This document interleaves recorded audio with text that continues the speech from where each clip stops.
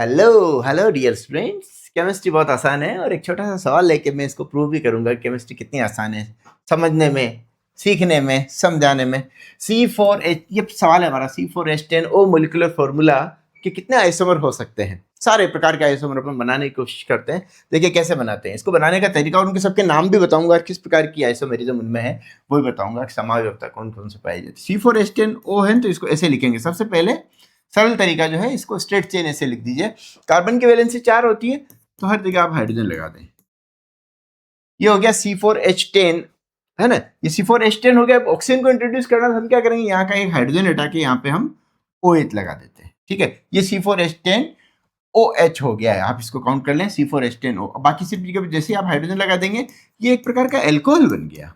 ठीक है, जिसमें एल्कोहल में यदि आप देखेंगे कि स्ट्रेट चेन एल्कोहल है और इसमें यदि आप नंबरिंग देना चाहेंगे तो नंबरिंग इधर से दी जाएगी। क्यों? क्योंकि जो 4 सदस्यीय जो ये श्रृंखला है इसमें नंबर 1 2 3 4, क्योंकि OH इधर आ रहा है तो OH को नंबरिंग मिनिमम होनी चाहिए। तो कार्बन नंबर 1 पर क्या आ गया? OH। ये एल्कोहल है तो ये पेरेंट जो इसकी एल्केन चेन है दैट इज ब्यूटेन, और एक पर ये प्रतिस्थापी OH है तो इसका नाम आएगा ब्यूटेन। ई हटा के 1 ऑल, ये इसका IUPAC नेम है। ठीक है, नॉर्मल नेम तो इसका नॉर्मल ब्यूटाइल एल्कोहल है ना, पुराना नाम। नया नाम है इसका ब्यूटेन 1 ऑल। अब आपको बनाने C4H10O के आइसोमर। आइसोमर में आप क्या करेंगे, मोलिकुलर फॉर्मूला सेम रखेंगे, बस इसमें थोड़ा सा मॉलिक्यूल्स में इधर के उधर O को इधर उधर करेंगे तो कई सारे मॉलिक्यूल्स में अलग अलग बनेंगे। हर एक की फिजिकल और केमिकल प्रॉपर्टीज अलग होती है, उन्हीं को तो हम बोलते हैं आइसोमर या समावयवी। तो दूसरा समावयवी अपन बनाते हैं। इस OH की पोजीशन चेंज कर दे तो कैसा रहे। ये मान लो मैं यहाँ से इसको OH को यहाँ से हटाता हूँ OH को यहाँ से हटा के इस कार्बन नंबर 2 पर लगा दूं और इस H को इधर कर दूं तो क्या स्थिति बनेगी। देखो इस यहाँ वाला जो H है ना, इसको यहाँ ले लिया, OH को यहाँ ले लिया। ठीक है, बाकी सभी जगह तो वो क्यों हाइड्रोजन। इसकी क्या स्थिति हो गई, ये कार्बन नंबर 2 पर नंबरिंग इधर से होगी ना, राइट हैंड साइड से इधर से नंबरिंग होगी 1 2 3 4, है ना। क्यों? ये सबसे लंबी कार्बन चेन तो ये नंबरिंग होगी इधर से। आप कहेंगे इधर से क्यों नहीं होगी, इधर से इसको 3 नंबर मिलता है, जो कम मिलता है उस उधर से नंबरिंग होती है। तो 2 पर OH है तो ये एक प्रकार का सेकेंडरी एल्कोहल है, इसको बोलते हैं secondary butyl alcohol. Carbon number 2 जहां पर OH जुड़ा हुआ है एक द्वितीय कार्बन है, सेकेंडरी कार्बन है। और ये वाला ऊपर वाला क्या था, प्राइमरी कार्बन है, ये 1 डिग्री कार्बन है। ये वाला एग्जाम्पल है 2 degree carbon, secondary butyl alcohol है। IUPAC नेम देंगे ब्यूटेन 2 ऑल, इसका नाम हो जाएगा ब्यूटेन 2 ऑल, है ना।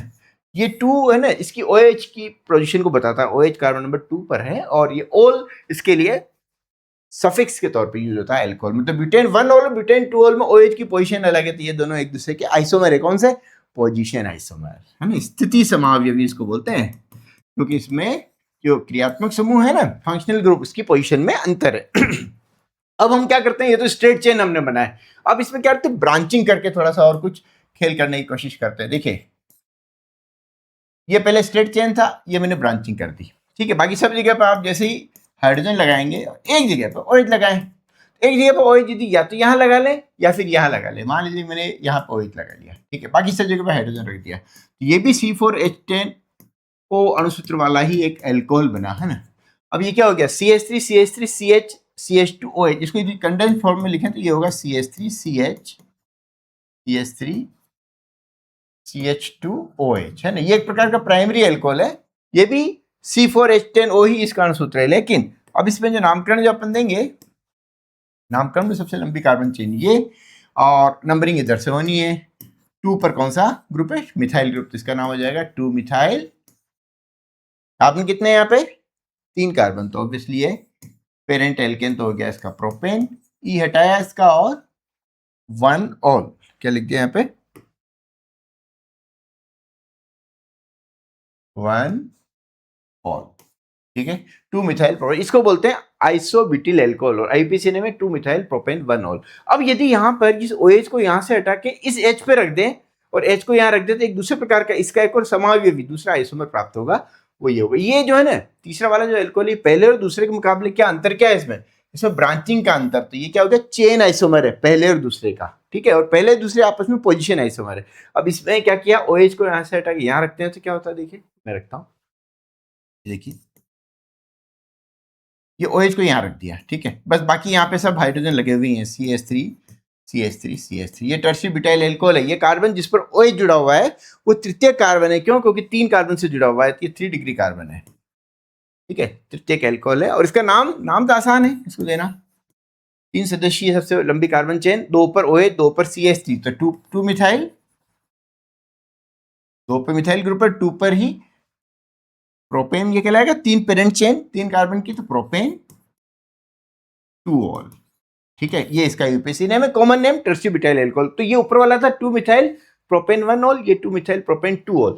ये दोनों एक दूसरे के कौन से समावयवी हो, दोनों अंतर क्या है, देखिए इसमें और इसमें अंतर केवल इस OH की पोजीशन में है, बाकी ब्रांचिंग सेम है। तो ये दोनों एक दूसरे के पोजीशन आइसोमर है, जबकि पहले और दूसरे जो समावयवी हमने बनाए थे पहले, दिस वन, ये दोनों एक दूसरे के पोजीशन है, लेकिन बाद वाले दोनों के ये चेन आइसोमर्स है, ठीक है। तो कुल मिला के कितने बना दिए हमने, 4 तो एल्कोहल बना दिए जिनका अणुसूत्र मॉलिक्यूलर फॉर्मूला C4H10O है। और भी कुछ कर सकते हैं क्या, देखिए ये मैंने फिर वापस स्ट्रेट चेन है ना, सरल तरीके से। इसमें क्या करते हैं अपन, एक दूसरा फंक्शनल ग्रुप बनाने की कोशिश करते हैं। ऑक्सीजन की जो संयोजकता होती है 2, यहाँ पे क्या करें कि ये तो C4H10 हुआ। अब यदि O को यहाँ नहीं लगा के, यदि यहाँ पे कॉर्नर पे इस तरफ लगाएंगे तो ये एल्कोहल बन जाएगा। हम क्या करते हैं, O को यहाँ पे CC के बीच में यदि लगा दिया जाए तो क्या स्थिति बनेगी, जैसे मैं क्या करता हूँ, यहाँ से इस जगह पे यहाँ पे यदि ऑक्सीजन लगा दिया जाए तो ये कंपाउंड इस प्रकार से बन जाएगा, CH3 CH2O CH2 CH3, है ना, C2H5, ये C2H5, ये भी C2H5 है, कुल मिला के C4H10O। अणुसूत्र हुआ का वही है C4, लेकिन ये जो ऑक्सीजन जिसकी जो बाइवेलेंट जो है ऑक्सीजन, इसके दोनों जो संयोजकता है 2 एल्काइल समूह से संतुष्ट हो रही है, ईथर कहलाते हैं, दीज आर ईथर्स। पहले जो थे ना शुरुआत की 4 कंपाउंड, दोज वर एल्कोहल्स, एल्केनॉल्स। ये इनका यूपीसी नाम होता है, एल्कोक्सी एल्केन, ये एल्कोक्सी ग्रुप है, ये एल्कोक्सी इथॉक्सी, और ये पेरेंट एल्केन है इथेन, तो इसका नाम हो गया इथॉक्सी इथेन, इसका नाम हो गया इथॉक्सी इथेन। और कॉमन नेम, पुराना नाम जो है इसका, ये भी इथाइल ग्रुप है, ये भी इथाइल, तो डाई इथाइल ईथर है ना, एक कॉमन ईथर है ये, सरल ईथर जिसमें दोनों एल्काइल ग्रुप सेम होते हैं। अब क्या करते हैं अपन, इसमें एक और चीज है, ऑक्सीजन को मैंने यहाँ लगाया, मान लो ऑक्सीजन को यहाँ नहीं, यहाँ लगा दूं तो, यहाँ लगा दूं तो भी एक दूसरे प्रकार का ईथर बन जाएगा। कैसे बनता है, देखिए यहाँ लगा दिया मैंने, ये लीजिए, और बाकी सारी संयोजकताओं को हाइड्रोजन से पूरा कर दीजिए, ये बन गया CH3O CH2 CH2 CH3। ये जो ग्रुप है ना, ये नॉर्मल प्रोपाइल ग्रुप है, ठीक है, और ये है CH3, ये मिथॉक्सी, आईयूपीएसी नेम देंगे तो ये हो गया मिथॉक्सी प्रोपेन, ठीक है। और प्रोपेन में भी है नंबरिंग, जब अपन देंगे नंबरिंग कहाँ से शुरू की जाएगी, नंबरिंग शुरू की जाएगी इधर से, क्यों, क्योंकि प्रतिस्थापी इधर नजदीक पड़ता है। 1 मिथॉक्सी प्रोपेन, 1 मिथॉक्सी प्रोपेन, ये इसका आईयूपीसी नेम होगा। कॉमन नेम है इसका मिथाइल एन प्रोपाइल ईथर, क्योंकि ये ईथर है। एक और चीज इसमें कर सकते हैं, देखिए अपन ने कितने, 2 तो ईथर बना दिए, 4 एल्कोहल बना दिए, 6 हो गए। 7वें में क्या करते हैं, ये जो प्रतिस्थापी है ना मिथॉक्सी ग्रुप, ये कार्बन नंबर 1 पे लगा हुआ है, अपन क्या करते हैं इसको कार्बन नंबर 2 पे लगाते हैं। देखिए तो कार्बन नंबर 2 पे लगाएंगे ना तो ऐसे हो जाएगा, ये कार्बन नंबर 1 2 3, पहले 1 पे लगाओ तो यहाँ पे मैंने लगा दिया OCH3 ग्रुप, ठीक है, बाकी यहाँ पे CH3 CH और ये CH3 S सरी, बिल्कुल जो पहले जैसे CH3 CH3 यहाँ पे CH3 लगा दिया। तो अब इसका नाम आप देना चाहेंगे, तो अब इसका नाम क्या हो जाएगा, देखिए अब ये कार्बन नंबर 2 पर आ गया, कौन, मिथॉक्सी ग्रुप, तो ये कहलाएगा 2 मिथॉक्सी प्रोपेन। अब ये भी है तो एक प्रकार का इथर ही है। ये 1 मिथॉक्सी प्रोपेन और 2 मिथॉक्सी प्रोपेन एक दूसरे के कौन से, ये एक दूसरे के मध्यावयवी है, मेटामर्स है, या एक दूसरे के पोजीशन आइसोमर है, क्योंकि अंतर किसका है, CH3 ग्रुप जो है ना, जो प्रतिस्थापी, इसकी पोजीशन में अंतर है। तो ये सारे ये दोनों एक दूसरे के कौन से हो गए, ये दोनों एक दूसरे के पोजीशन आइसोमर हो गए, ठीक है। तो अब आप जो एल्कोहल जो पहले आपने बनाया है, एल्कोहल कुछ बनाए हमने ईथर, एल्कोहल कितने बनाए, 4 एल्कोहल हमने 4 बना दिए, है ना, एल्कोहल तो बने 4, और ईथर बने 3, कुल मिला के 7 इसके क्या हो गए, 7 इसके स्ट्रक्चरल आइसोमर्स है, कॉन्फ़िगरेशनल आइसोमर्स है।